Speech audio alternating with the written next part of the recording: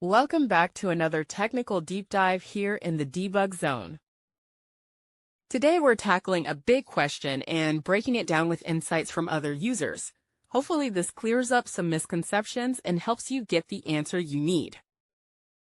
So buckle up, stay a little curious, and let's jump right in.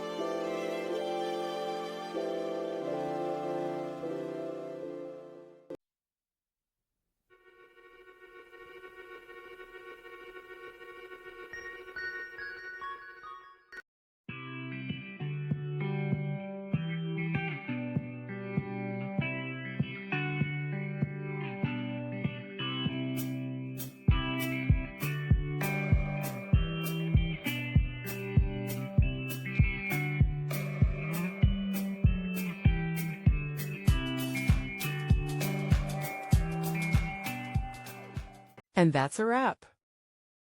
I hope you found the answer you were looking for. If you did, take a second to hit that subscribe button. It really helps out. And let me know in the comments which solution worked best for you. See you next time in the debug zone.